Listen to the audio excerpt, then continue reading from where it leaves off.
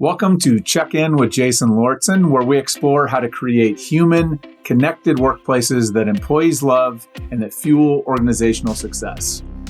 Now, this is the last episode of 2025. We're recording this mid-December, so we're about to kind of head into the holidays when the wheels come off of everything and people start shutting things down and we get really obsessed about where we're going to be and where we're going to go and what the weather's going to look like and all of that, right? Holidays stress is going to overtake everything here shortly. And so we thought we would sneak this in. And so it is the end of the year, it's the holidays, and so it's a special occasion.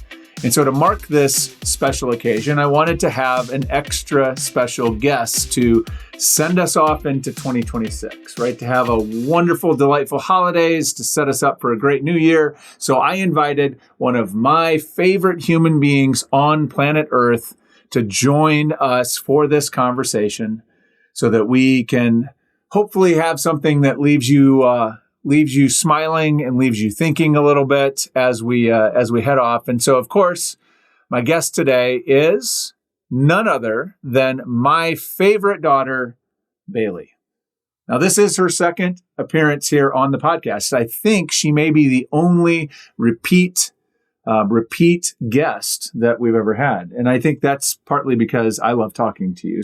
And I get to make decisions about this sort of thing, but also because last year you joined me for a conversation around the same time and people really enjoyed that episode. So I am delighted to bring you back. So welcome back to the podcast, Bailey. Thank you. I'm so honored. Well, let's wait and see how painful it is and then you can decide. So, I'm saying for you, it's going to be delightful for me. So for context, Bailey is a senior in high school this year. So she is planning to head off to college next year after she graduates. And I wanted to kind of invite her here to pick her brain like we did last year. We talked a little bit about your perspectives on work and sort of what you've learned about working. You've been working for a while now. Your first job was between, I think, freshman and sophomore year, right? And so it's been now 2 or 3 years of work experience, and you've had an interesting year of work experience. So we'll talk about that and what you've learned this year. I also want to talk a little bit about career, kind of how you're thinking about college and what comes next in the context of your career and what you're going to do. And I also want to hear kind of what's going on with your friends, how they're thinking about it.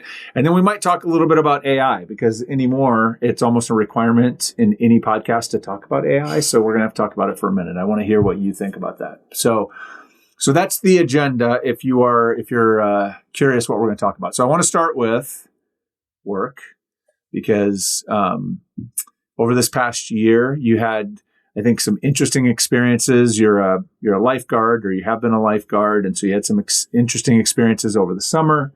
You then have kind of been on and off, and now you're transitioning and thinking about doing something else, something different after being a lifeguard for 3 years.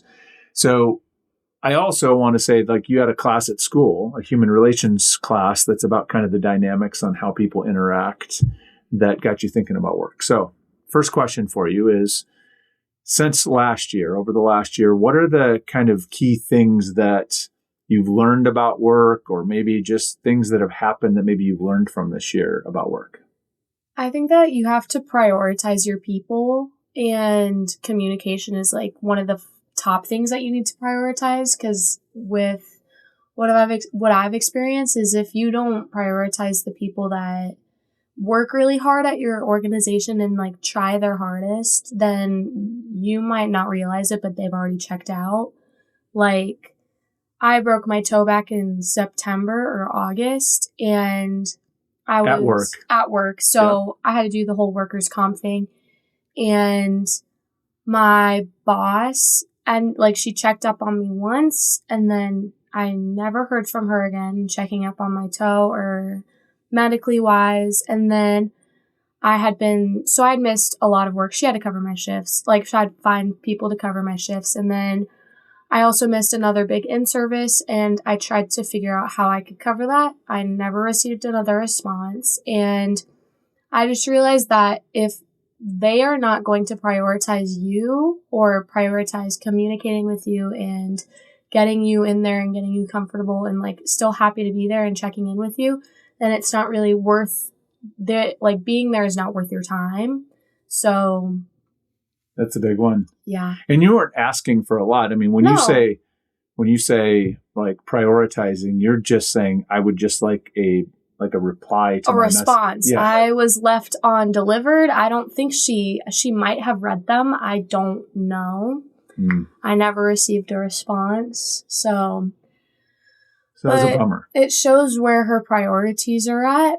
And we've seen that there's a lot of big people, like head guards, that have ended up quitting and not coming back. And it's showing with the people that are coming back to that place or who are leaving. So communication's a big deal. 100%. Following up with people is a big deal.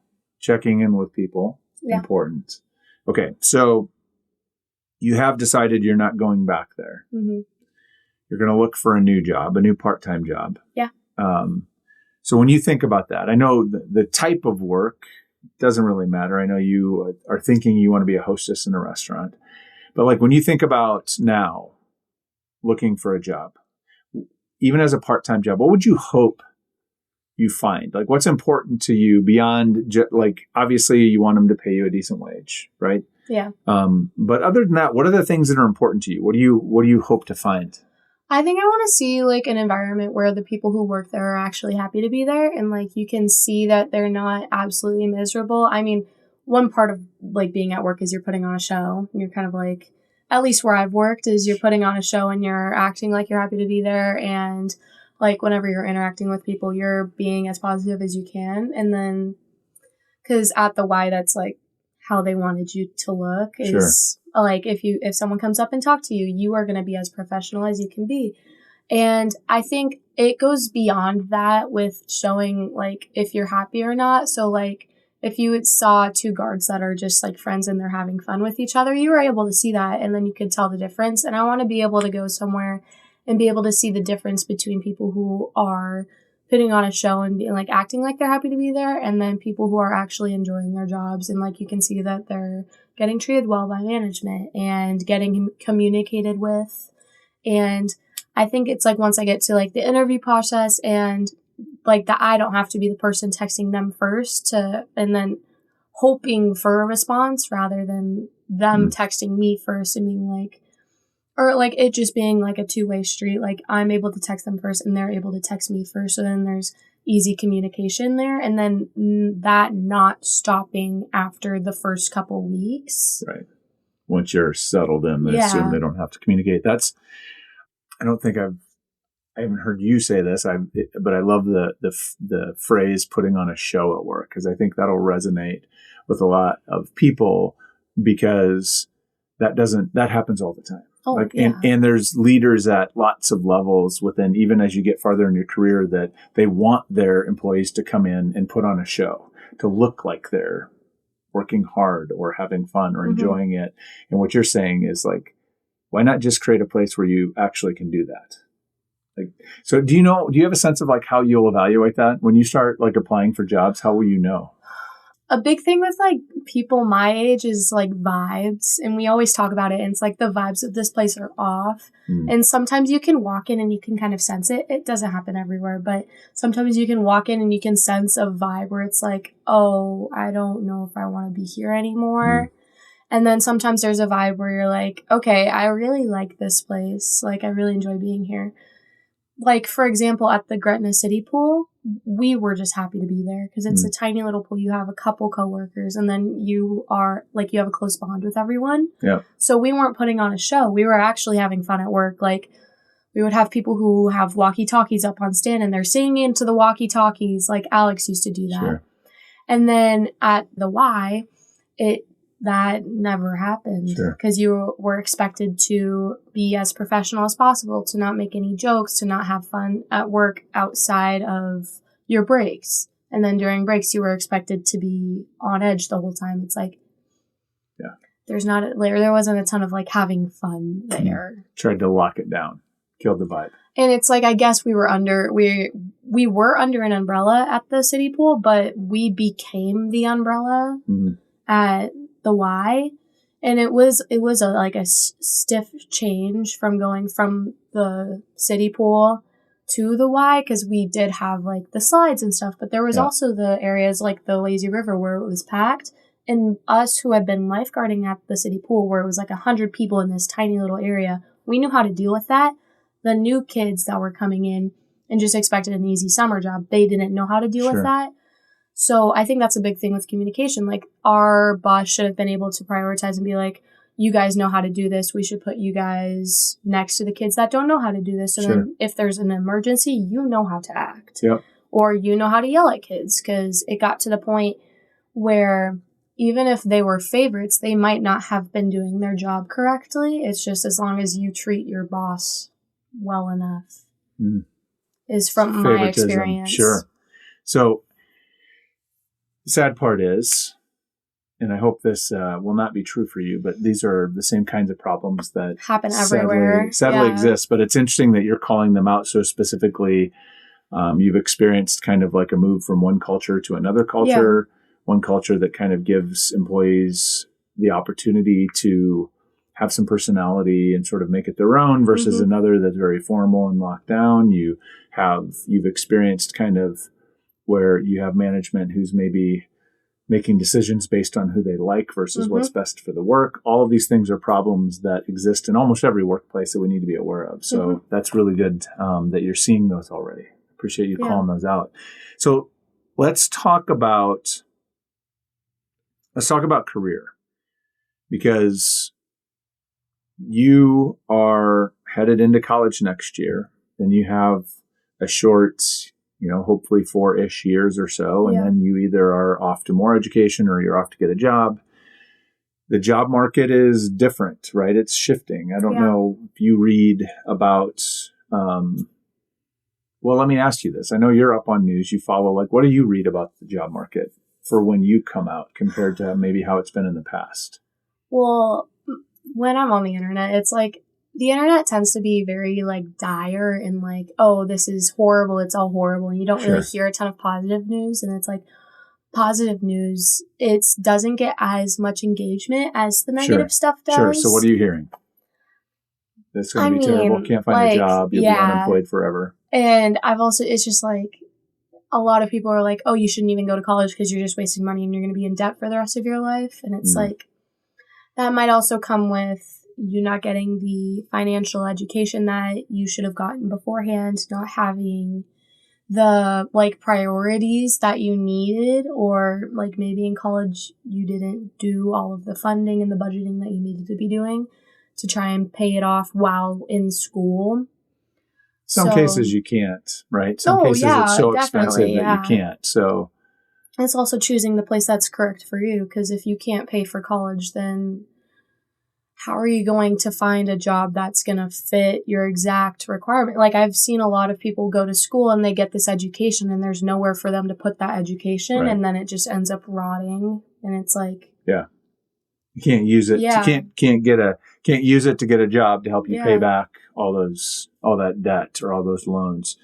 So how are you thinking about it then? So it sounds like the prognosis or the predictions online are that it's pretty dire and that it's going to be hard. That's also the internet. That's the internet. All right. So how are you thinking about school? I know at this point you're undecided. You don't know what you're going to study necessarily. As you enter college, how do you think you'll make that decision in context of knowing that you're trying to set yourself up for whatever comes after? Well, I want to, there's different factors, but, getting a job that will pay enough money, because as good as I am at art, being an artist it doesn't fund very well. There are not many jobs anyway. Not many art jobs, and that, you would be self-employed, I would be self-employed, and then there's just not a ton of, marketing for it, and it's, not a ton of people are just looking for artists to go and do stuff. Sure. And then, because it's also art teacher, but teachers are at an all-time low with pay right now. And it's hard when the financial market is not great right now. And it's hard work. Yeah, no, obviously. And then you're dealing with kids who most of them don't want to be there.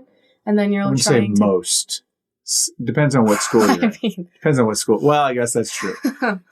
Don't want to. Depends on how old they are, too, I suppose. Yeah. If you're younger, I think kids are different. Yeah. If you're teaching they just high want to be with schoolers. their friends, but... So we're not going to do arts. Loud and clear on that. Yeah. So you're thinking about it from a standpoint of what is available or what kinds of opportunities exist where there are jobs? I want to pick something that's not going to be gone in the next 15 years, like 10 to 15 years, where that job just doesn't exist anymore because of AI. And I want to pick something that I'll like be able to be financially set up for years to come. Sure. You know, that will actually pay me something where I can live off of it and survive. Sure. How do you think you'll end up finding that or deciding on that?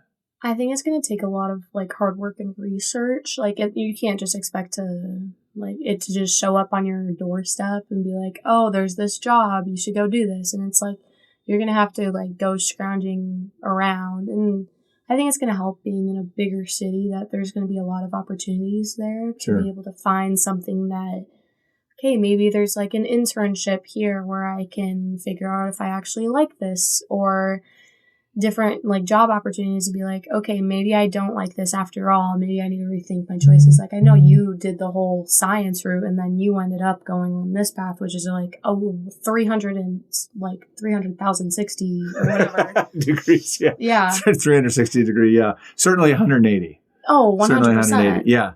Okay. So a lot of experimentation, a lot of research, trying things, exploring. I'm curious when because you're about halfway through senior year, which means half a year from now, 4 months from now, 4.5 months, your classmates are either going on to school or they're going out to hit the trades or they're going out to work, right? Yeah. One of the three. What kind of conversation is happening for them? Like, how do they feel about the opportunities or sort of the world that they're entering into? Do you hear anything about that? Well, I've heard like there's a couple of my friends. There's one girl that I talked to. She's just skipping school entirely and going to hair school because that's what she wants to do. And like, that's her passion. And I'm like, I'm really happy for her. And I hope she finds like a good studio where she can do hair and make a lot of money. But then there's other people like this kid that's in my class and he wants to go do like underwater welding in Florida and then make hundreds of thousands of dollars in like 5 years and then retire. I'm like, good for you. Go for it. Like, go for it. If you can find that. Like, if you can find that job and you're able to do it, then by all means do it. But and then there's other people that are like, I'm going to live at home and I'm going to go to UNO or Metro, get my degree and find a job. And that makes sense too. Yeah. So do they feel that, like, is there a sense, I mean, it feels like people are thinking fairly practically about the reality of needing to find a job. And that's kind of what it is nowadays. Like money is the main thing that's running everything.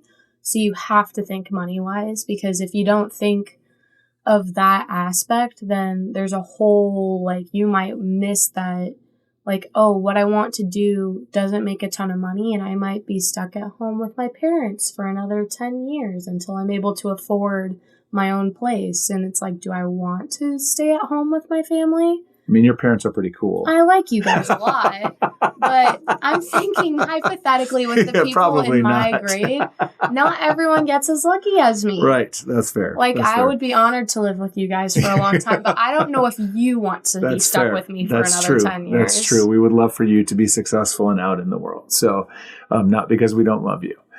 So the last thing I wanted to ask you about is how sort of, there's so much talk about AI, right? And AI is certainly impacting, I'm sure, how people are thinking about career, right? Yeah. Especially coming out. I mean, you said you want to pick something that is a job that will still exist in 15 years. That is not language that people used even 5 years ago or 10 years ago. Like, it wasn't like, oh, I want to pick a job that'll still exist. It was like, I want to pick a job where there's enough opportunity to get in, or that I can make enough money, but jobs not existing wasn't a thing. So that's one way for sure that AI is impacting it. But like, how else are you seeing the kind of, as AI is getting into all sorts of different places, how are you seeing that impact how maybe your peers, your friends that are graduating are thinking about jobs and career? Well, with AI, it's a lot of the stuff with it is that it can get to the point where it's going to be as intelligent or more intelligent than humans are. And while it might not be physical yet, it's going to happen, and it's going to happen. And you can try and be like, oh, I don't think that's going to happen very soon. It could happen in the next 5 to 10 years because the possibilities are endless. And so with me, I want to be able to pick something where I know that my job is not going to be gone and that I won't be losing this whole path of work. Because I know a lot of people are worried about it and they're all like, well, yeah, my job's not going to be there. So when you think about that, I mean, one of the things that's interesting is that I know jobs are changing a lot. So while some jobs go away or maybe will go away, a lot of jobs, almost probably every job is going to change. Yeah. Right? It's going to evolve and change and be different. Parts of it will go away. Parts of it will emerge. So as you think about that, what do you think is going to be important to learn or be able to do or to build as capability so that you can kind of grow and adapt with your work, with your job as AI and other technologies start to interrupt it? Are there things that you think will be really important? I think it's people are going to have to realize AI is practical. It's easy because you can look something up and then you have an automatic answer. And I think a lot of people are going to have to realize okay, I need to be able to be dependent and do this on my own. At school, kids are going to have to, it's just going to be there. They're everyone gets computers, everyone has phones. AI is just, it's so easily accessible, and they're going to have to be able to prioritize their own education over accessibility and just easy. Because it's just if I have an essay I need to write, just throw it into AI, writes it for me, copy, paste, put it in there, and my essay's done. Right. But you're not learning anything when you do that. Right. So with work, you have to be okay, if I use AI right now, is that helping me in the future, or is that gonna just end up hurting me? In college, I see people who are studying to be nurses or doctors, and then if they end up using AI, how are they gonna know when their patient codes or when they have a medical emergency or they're in surgery, and how are they supposed to know if AI did their assignments for them? Right. And I think too, on top of that, so what I hear in there is the ability to learn is a skill in and of itself. Oh yeah. Right. You're going to have that. I think what I also heard you say is you don't you have to learn how to create and process information and problem solve. Mm-hmm. I also heard, I think a little bit in there, that if you outsource all of your decision making and your creation and your work, then you don't learn how to do those things. Mm-hmm. Right. You're going to have to put yourself in situations to learn how to do those things. Yeah. Those become skills. Yeah. Interesting. Awesome. Any other general thoughts about what's your general feeling about AI overall? How do you think people should be thinking about AI right now? I think it's inevitable. It's going to be everywhere. It's something it's growing so fast, and it's becoming so much better, so much quicker, that people are going to have to accept it, because it's going to be a non-negotiable in life.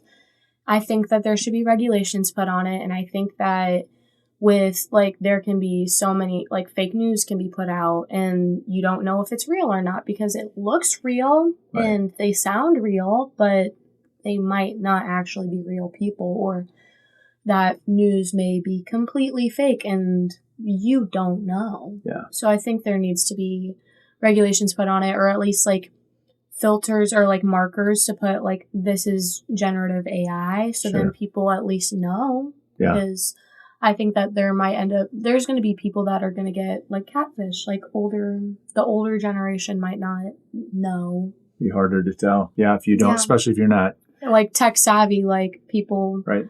my age are, because we are most of the time we're going to be able to tell, but with it getting better and better, I wasn't there was a video I saw that I was oh, that's AI? I didn't know. Shocking. Yeah. Right.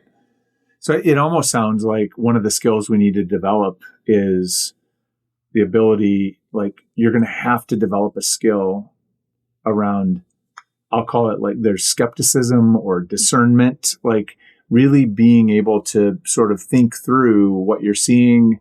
If it seems too good to be true, or it seems to be so perfect to validate your belief that you're going to push back on it because it doesn't like you're going to have to learn to second guess things that you've always just taken as fact, which is going to be really which is also a thing with like education is like you should not trust every single thing that you're fed. Right. Like, but we have to teach people to, which means education probably needs to be different starting from school age. We need to teach kids to be questioning of everything. And not trust everything you see on the internet. Like we see a lot of that stuff, and there's going to have to be lessons in like tech classrooms. Like we used to get online bullying stuff, but they're going to have to put stuff with there's AI everywhere. Right.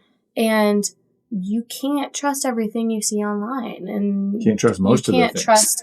Yeah. And then like there might be people online that aren't even people. Right. Like when we were kids, we had to worry about like people preying on us since we were little and online, but they might have to deal with like people who aren't even people. AI agents that aren't even, and then there's so much that they can have millions and millions of bots just going and going, and there's no end to the resources there. It's scary. Yeah. I think regulation is necessary, but also we have to be really, I think I'm hearing you say we have to sort of adopt some responsibility and accountability for sort of getting out ahead of this stuff ourselves. We can't depend on the people who created it to regulate it because they're not going to. Clearly not.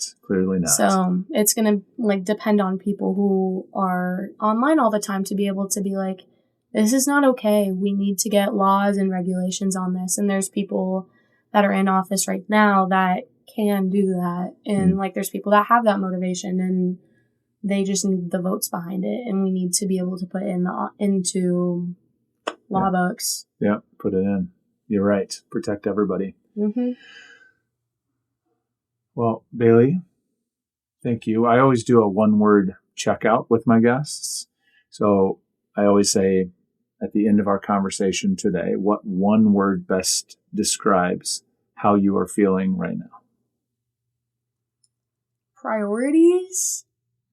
Because I think you need to prioritize yourself right now. You need to prioritize your mental health, prioritize your education, prioritize the people around you, prioritize the communication that you have with the people you love or the people that help support you. Like, keep your priorities set, and then don't stray from them. Don't forget your priorities, because if they already a priority to you, they are really important. You shouldn't forget that, because they are things that you need to like hold close and remember to do. And the world is trying to distract us all the time. Yeah.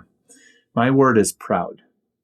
Because I'm proud to be your dad. Aww. And I'm going to miss you next year. So thank you for joining me. I love you.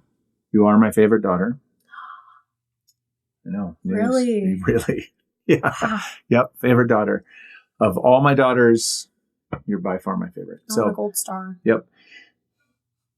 Thank you for joining us. I hope that you have enjoyed listening to this as much as I have enjoyed being on this side of this conversation. I hope maybe there's a few nuggets and insights that will maybe help you think a little bit about how people different or at different generations are seeing some of this. I think there's a lot of wisdom in what Bailey said today. And so thank you for being here. And as always, I would like to remind you to reach out and check in with those who you love, those that are most important to you, particularly this time of year. Reach out, check in, see how they're doing. It may be the most important thing that you can do today.